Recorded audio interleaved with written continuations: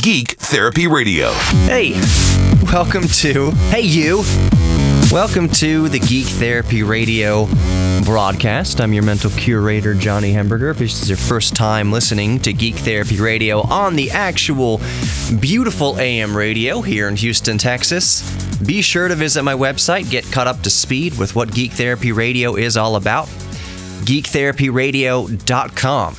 Before I try to sell you anything, which I really don't, there's a little merch tab on the website. The first thing you see on the website is just a way to contact me. It's a contact form because I want to know what you're a geek about, and I want to know your questions, comments, whatever. You just want to talk to say, hey, what's up? What do you think about the new Bill and Ted? You know, let's talk about your geek thing, or you are into making wicker baskets. I don't know. geektherapyradio.com. You can also find a bunch of old podcasts on there. Get caught up to speed with Geek Therapy Radio. At Geek Therapy Radio, the motto is that we are all geeks about something, so embrace your inner geek.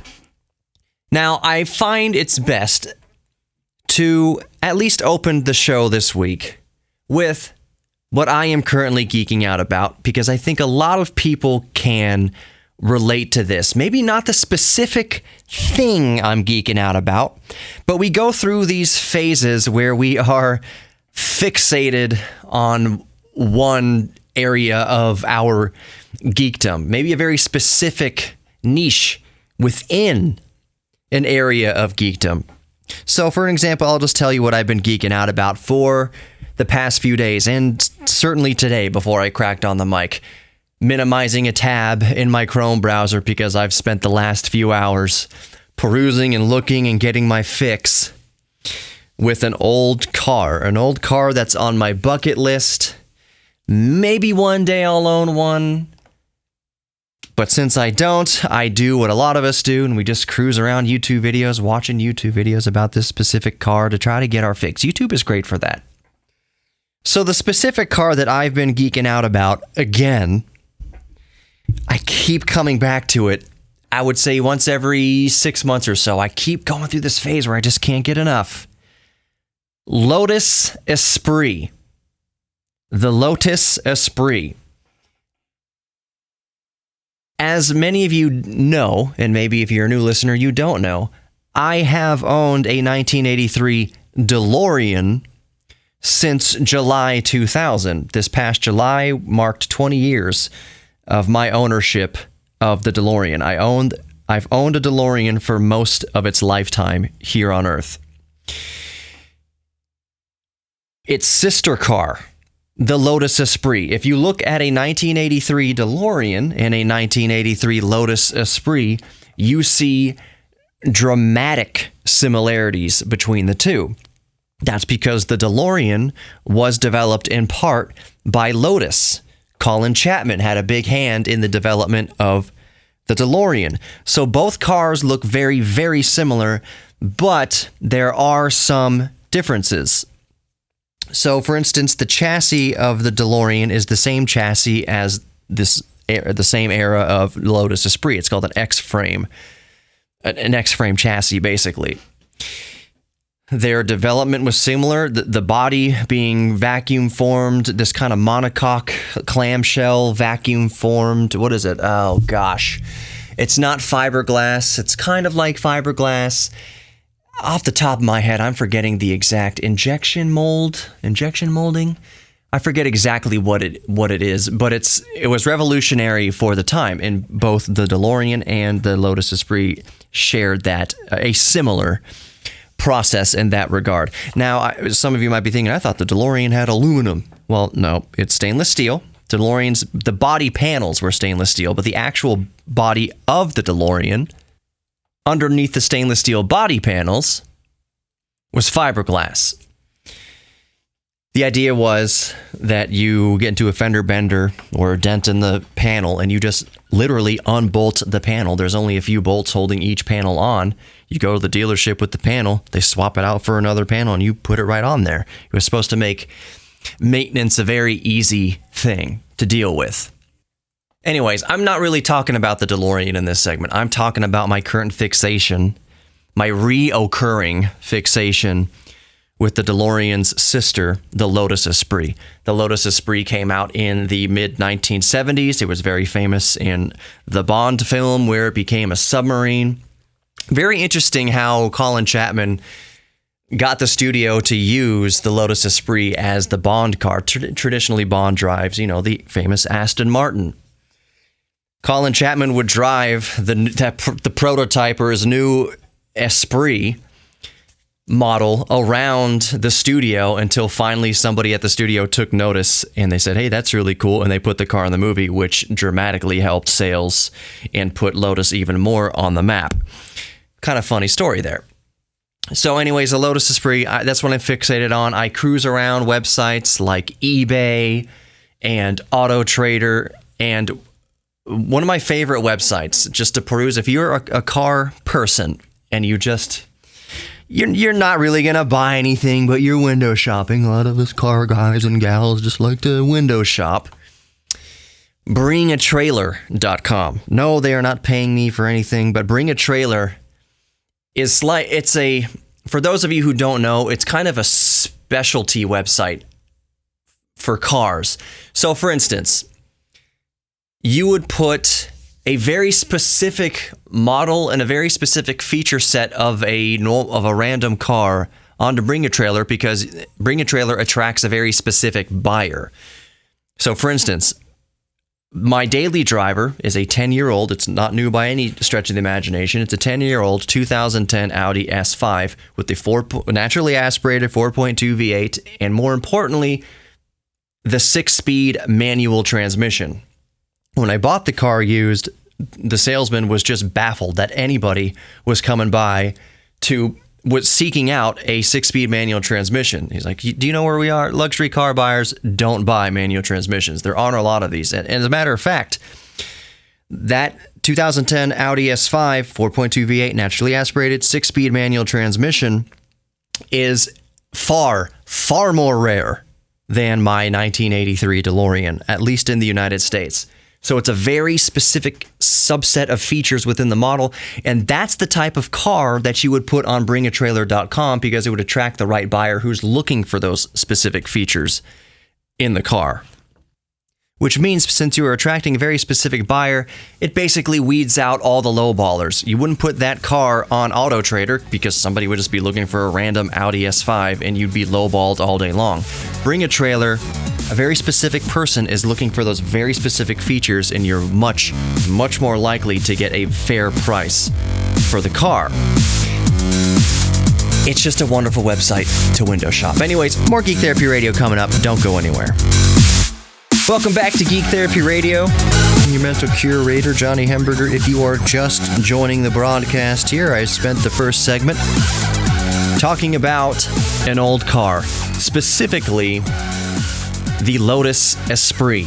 And I want to talk a little bit more about the Lotus Esprit, and I'm going to continue the conversation with a more abstract idea.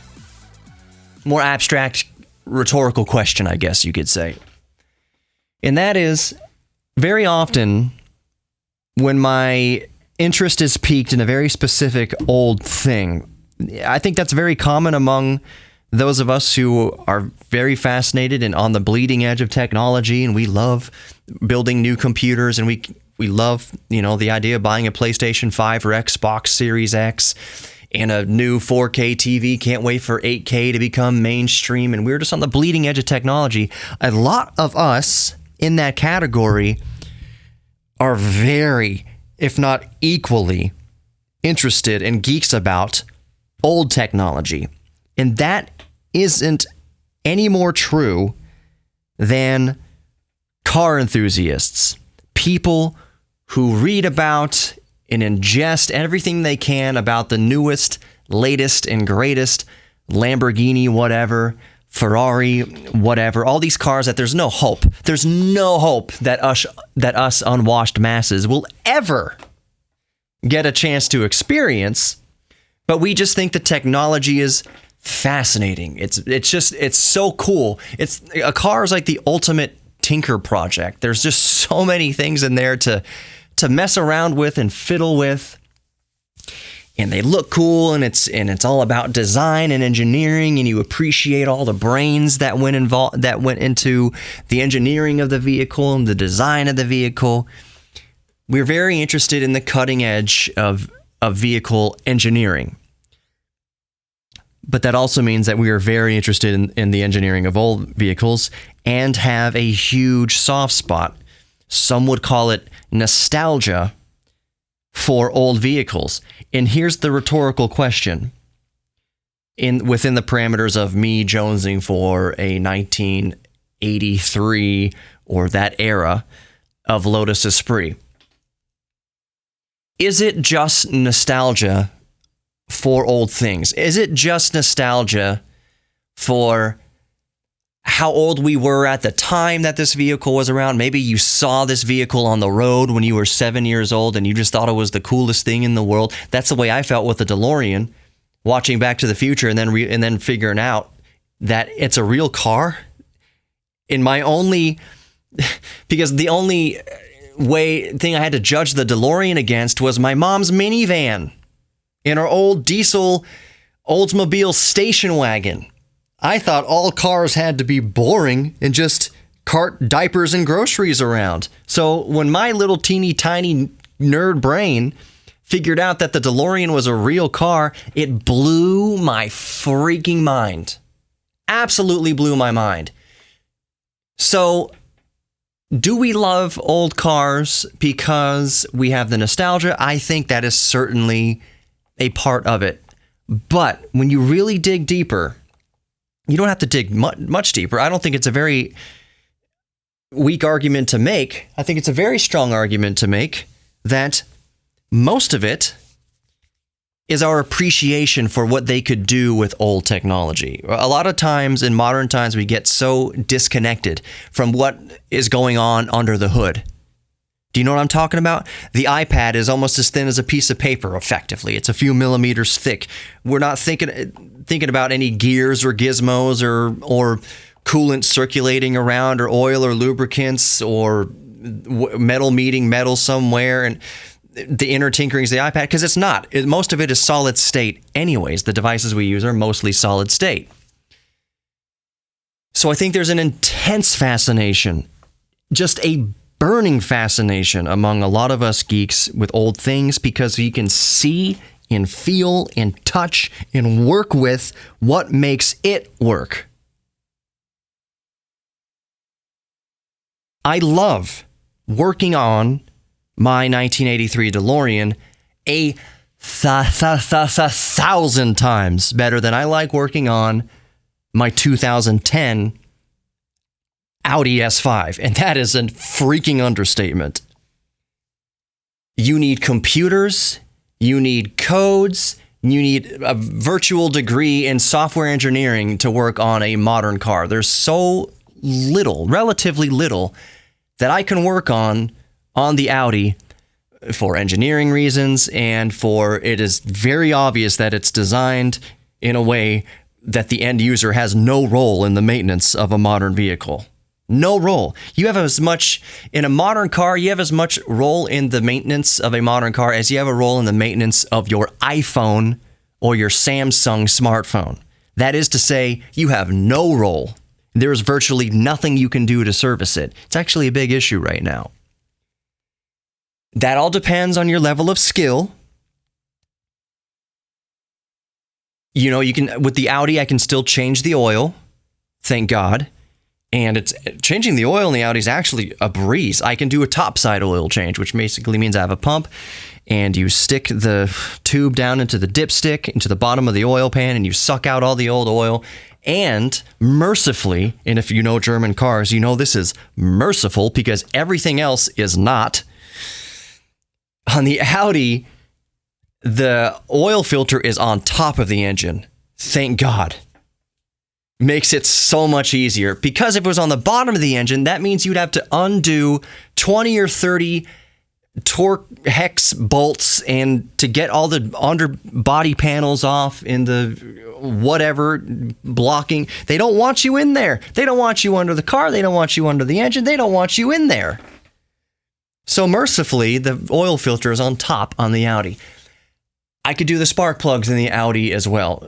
I don't know where the fuel filter is, but, hopefully, cross your fingers, it's somewhere that you can access, maybe. So very basic maintenance things, depending on the car, can still be done, technically. The starter in the Audi S5, my year model at least, is buried under the engine. It's an engine out procedure. Anybody who's worked on cars for a while knows that that is preposterous.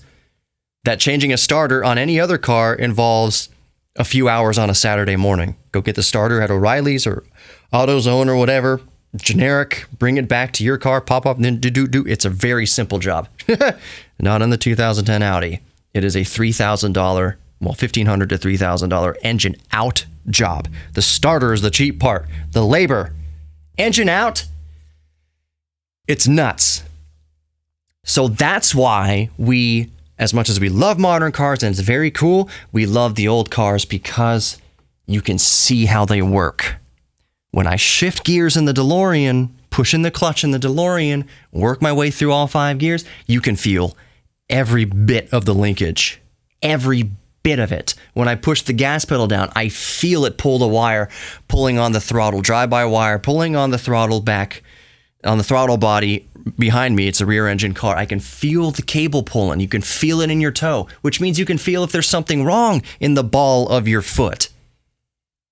In a modern car, you're asking the computer for permission. Hey, I have this accelerator at 30%. Is that cool with you, computer? And then the computer decides, all systems are within parameters, will allow for 30% of throttle engagement. That's very hard to work on. With an old car, and I know I'm going to talk about this more in the next segment, with an old car, you are so much more involved in it. It talks to you way more. You get a much better feel for what's going on. And we haven't even talked about the driving experience. We're just talking about maintenance now and knowing how things work and seeing how things work.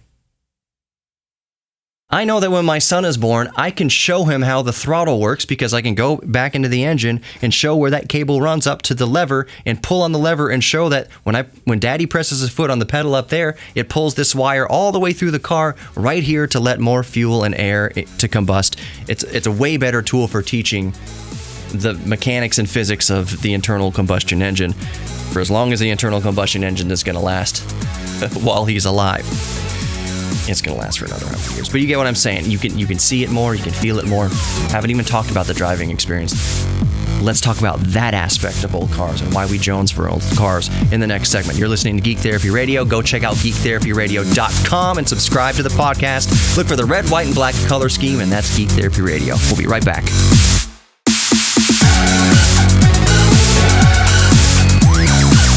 Welcome back to the Geek Therapy Radio broadcast. It's 2020, so the broadcast is promotion for the podcast. If you're just joining Geek Therapy Radio, you can find the podcast, of course, in the iHeartRadio app or your favorite podcast player. We don't discriminate. As long as you're listening to shows that originate on KPRC 950 AM, that's great. But of course, we prefer the iHeartRadio app.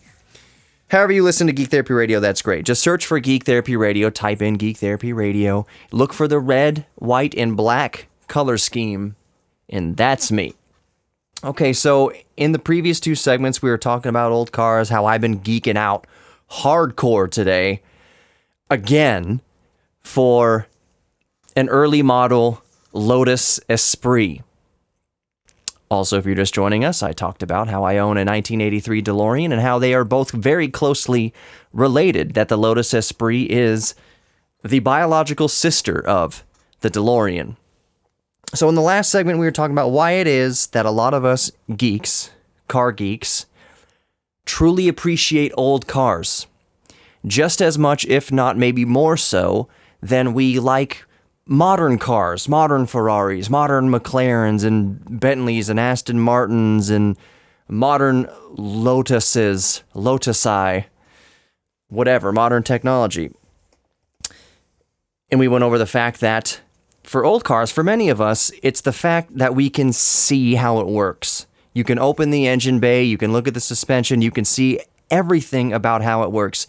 And if you are a geek mechanically at all. So if you're a geek about computers, you're a geek about cars, you're a geek about machinery, whatever, woodworking tools, it's so much better to be able to see how the thing works. Better to see how the car works. Because when you're driving the car, in this segment I talked about why we oftentimes prefer driving an old car, even though on paper, just mathematically, most of the time, old cars are worse when it comes to handling, when it comes to lap times, when it comes to 0 to 60, when it comes to top speed. On paper, yeah, if I'm talking about specifically, let's say a 1985 Lotus Esprit, it's a great car, 0 to 60, around 6 seconds, sometimes a little less than that, but around there, between probably 5 and 7 seconds typically. Well, yes, a modern hatchback could destroy a Lotus Esprit around the track. Maybe not just any hatchback, like maybe a Honda Civic SI or a Volkswagen GTI, perhaps. Perhaps there are just some family hatchbacks and sedans that could destroy a Lotus Esprit, an old Lotus Esprit, around the track. The difference is that in that modern car, let's say you are in a modern Mercedes, AMG, whatever, $100,000 sedan or saloon, wherever you are in the world, whatever you call your four-door cars over there. It can go 200 miles an hour, do 0 to 60 in 3.5 seconds. Fine. There's no feel. There is no connection at all, literally, between you and whatever the car is doing. The steering is usually, for the most part, very vague. The road feel is usually very vague. Now, why is that? In modern cars, as mentioned earlier in this broadcast, modern cars are basically ruled by computers. When you put the throttle to 30% depressed, 30% to the floor, the computer says, okay, you want 30% throttle input. Let's see if all the parameters check out. Let's see what each of the tires is doing. It does all this in a split second. I mean, it's very quickly that it does this. But the computer basically gives you permission, gives the engine permission to say, okay, the driver wants 30% throttle. We said it's okay. You can take 30% throttle response, fuel to air mixture going into the engine. We'll give you the power that you want. You've requested 30%. We'll give you the 30% that we request. Sometimes you'll request the 30% and the car will say, well, it's kind of slick under the right rear tire, so we'll give you 25%, and if we'll keep checking back every few milliseconds to see if we have grip back there, and then we'll give you the full response that you want. We'll start you off at 25, see how you do, and then we might work up to 30% throttle if we think it's okay. Now, of course, that's great. In and of itself, that's great. That keeps you safe in inclement weather, keeps you safe in the rain and the snow, and gives you all the grip in the world, and it's just overall safe. It's one of the things that makes lap times so much faster, acceleration so much faster, all-wheel drive, there's no wheel spin, there's no wasted energy going into burning rubber. It's all so sophisticated, and that makes modern cars, even mundane modern cars, faster than supercars and exotics and sports cars of yesteryear, at the sacrifice of feel. I oftentimes think of this argument that you'll see between car people. Man, automatics are so much better than manuals. Automatics are way faster than manual transmissions now. 0 to 60 in an automatic is a half second or a full second faster than a manual transmission. Manual transmissions, there's no need for manual transmissions anymore. Automatics are faster. That's true. I 100% agree with you. A lot of us, though, would still prefer to row our own boat, because you know how much, if you're talking about a 0 to 60 in a manual transmission versus an automatic transmission, you know what can hit 0 to 60 in 3 seconds in an automatic car? A cinder block. That's all you need. There's no skill. Put your foot down, you'll hit 3 seconds 0 to 60 every single time. Zero skill. Put a manual transmission in a car, and if you get 3.2 seconds, 0 to 60, you can take so much more pride in achieving that number because that was 100% based on your skill shifting. You controlling the vehicle as much as you possibly could to control getting up to that 3.2 seconds. That's 0.2 seconds. That's 0.2 of a second of pride in your ability versus any Neanderthal. You don't even need a brain. You just need a brick on an accelerator and you can get 0 to 60 faster than most manual transmissions. Good for you. Great. No skill. So what I'm getting at here is, while old cars are usually not as fast as modern cars, they don't have the 0 to 60 times or the lap times as modern cars, there's no asking the engine or components for permission to do a thing. So for instance, now if you're going around a corner in a 1985 Lotus Esprit, I don't even think there's, back in 1985 for a Lotus, there was even anti-lock brakes. Anti-lock brakes and all that was still fairly kind of a new technology. Anti-lock brakes are great, don't get me wrong. But there was so little driver assistance in old cars. So if you set a good lap time in an old Lotus, that is 100% you. When you put your foot on the throttle at 50%, it's given 50% of all the engine has to whatever tires are driving the car, to whatever wheels are driving the car, it's giving it all. There's no second guessing the driver. It's the driver has full control over everything. So if the driver makes a mistake, the car slips out, the tail slips out, or maybe there's understeer, you can't blip the throttle to correct for understeer. With an old manual car, you have full control over everything. You are the traction control. Your brain, your hands, and your feet are the traction control, and it takes 100% skill, and you can feel it. You feel the steering. You feel every little pebble in the road as you go around the track or on the road. You can feel it instantly in your hands. You have instant feedback. You are not disconnected whatsoever from the road. You can feel changes in the engine in your foot.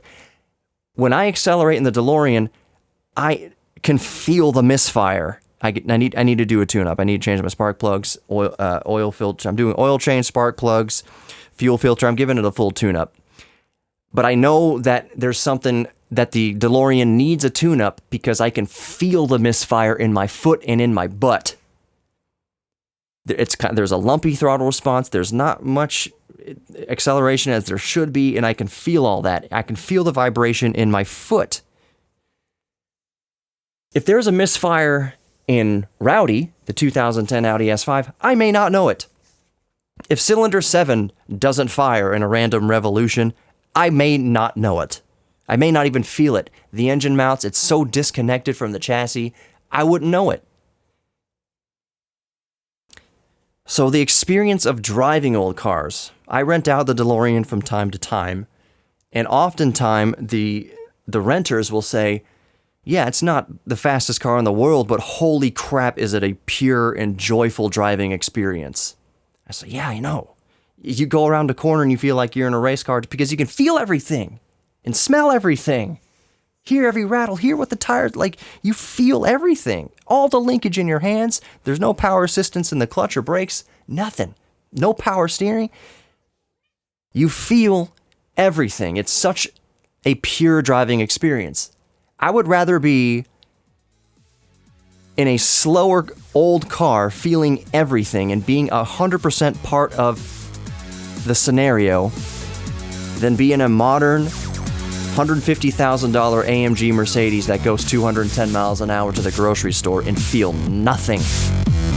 I want to be a part of the experience, and that's why a lot of us love old cars.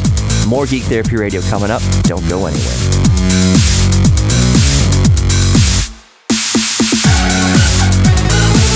Well, welcome back to Geek Therapy Radio. Mr. Curator Johnny Hemberger with you, and in this broadcast, if you've just tuned in, we've been talking about why a lot of us geeks prefer old cars, even though for the most part they're slower and less reliable than modern cars. Even though I did a whole video on whether or not the DeLorean was actually unreliable.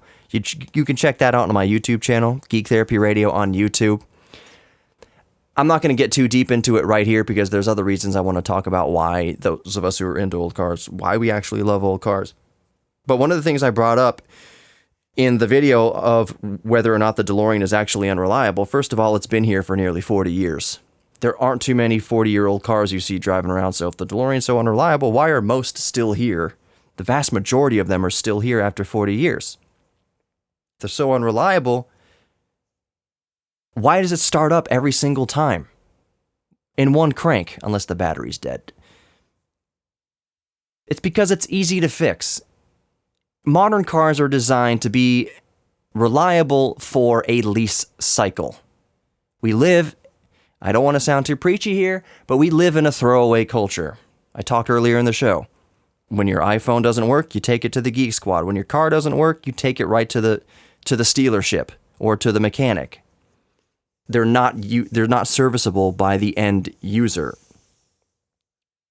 So is a DeLorean or an old car in general unreliable? It's as reliable as you make it. If you are willing to put in the love and do the maintenance and keep the car on the road, it'll last for 100 years, over 100 years.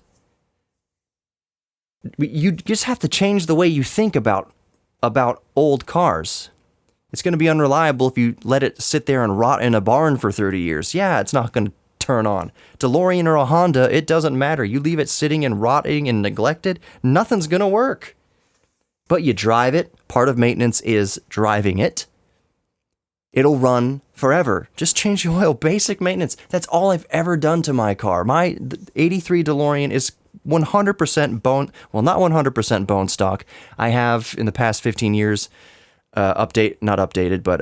flushed the fuel system. I've benched the brakes. I've made sure that the engine runs and that it stops properly. That's really the only thing I've ever done to the car. Everything else is bone stock.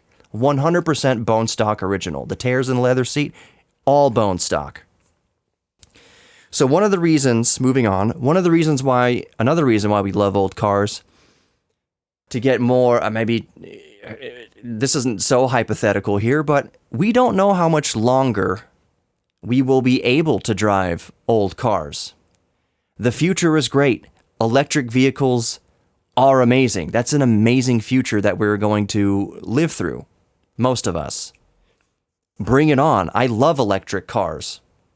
Tesla, Audi e-trons, Volkswagen's about to step up huge with electric vehicles. Chevy's been doing it for a little bit, but every major manufacturer is really stepping it up with the electric cars. That's wonderful. Bring it. Bring it on. Automated cars, automation in vehicles is going to continue to increase. And I do understand the appeal. 90% of the time you're in a car, it's just commuting to and from work. And so 90% of the time I'm in a car, not 90% of the time. There's days when I feel like if I could just get into a little pod, sit back and play my Game Boy or PSP, or play a game on my laptop while the thing whisks me to work, kind of like a train, that would be great. But we don't know how much longer we are going to be able to enjoy old cars the way that we enjoy them today. Politically, there may be things coming down the pipe where there may be restriction on how many miles you can drive old vehicles without catalytic converters and blah, blah, blah. We don't know. I hope that day never comes while I'm alive, but who knows? So one of the reasons why we love old cars is that you never know when time is running out. Eventually, the earth reclaims everything. Even the stainless steel on the DeLorean. It's stainless steel, it'll never rust. But given enough time, the earth will reclaim it. That goes part and parcel of maintenance. You just never know how much time you have with vintage technology, which means that you don't have any connection to the past. Once these cars are gone, they're gone. We will no longer be able to experience that bridge connection between electric cars and old steam engine cars. My cat just jumped up on the desk because she is very stupid. Like all cats. Sorry, where was I? I wanted to move on to the next fact, really, is that for a lot of us, our vehicle is kind of like the mattress that you sleep on. You've probably heard it said that it's important to invest in a good mattress and a decent mattress, at least a mattress that you love, no matter the cost, because you're going to be spending, like a third of your life sleeping. you're going to be spending, on average, 7 or 8 hours a day on this thing, so make the thing something you like. That is my entire philosophy when it comes to cars. Not everybody cares this much, but I'm all about, if I'm going to be doing something in my life, if I have to be doing something, I want to be using the best tool possible, or the tool that gives me the most joy. So when I purchase a vehicle, I'm never just looking for something solid, safe, and reliable to get me back and forth from work. I am looking for most of those things, but I'm also looking for something that is some little pizzazz. I'm going to be spending time in here. I want to enjoy this experience every day. That's exactly why when I chose several years ago when I bought the Audi used, I searched for the manual transmission naturally aspirated V8, because all the newer models are automatic 3-liter supercharged 6 cylinders. Nothing wrong with supercharging, forced induction, great engines. But the 4.2 naturally aspirated V8 with a 6-speed manual transmission, that's becoming more and more rare. It sticks out. I also thought the car looked good. It's just, I knew that experience was going to get all the more rare. So when I choose a daily driver, I typically choose something that's interesting, because I'm going to be spending time with it. And if you're going to be spending time with it, why not make it something that you like? Ideally, that's how you choose a mate for life. I love Sarah. I love looking at her. I love smooching on her. So, if I'm going to be spending that much time with somebody, make sure it's somebody that you love. That you think is nice to look at, that's handsome or pretty. You get what I'm saying? Same thing with cars. If you don't care and you just want a crossover that has a higher driving position and it makes you feel safe, maybe that's more of a priority for you. I never look for that. I was looking around Bring a Trailer today at Lotus Esprit, and I'm thinking, you can get a good 80s Lotus Esprit for under $20,000 right now. And I'm thinking, how much, if I sold Rowdy, how much could I get for Rowdy, and would it be enough to get into an 80s Lotus as a daily driver? I know it sounds ridiculous, but that's where my mind goes first with any sort of daily driving purpose. It needs to be interesting. It needs to stand, for me, it needs to stand out a little bit. The experience needs to stand out a little bit. I'm going to spend a lot of time in my wife's Jetta. It's a nice car. I love Jettas. I love Passats. I love Golfs. Golf GTI is my desert island car. If you could only have one car forever, Volkswagen Golf GTI by far is the best all-around car in existence, in my humble opinion. But my car history includes a couple of old Volkswagen Beetles. I'm a VW fanboy. I had a couple of Dodge Dakotas because I just liked the way that the 90s Dodge Dakotas looked. I thought it was a perfect truck. Not too big, not too small. That kind of mid-sized truck is a dying breed. It's a dead breed now. It was interesting to me. Every car I've had has been interesting in some sort of way, because I'm going to spend a lot of time with it, so you might as well like it.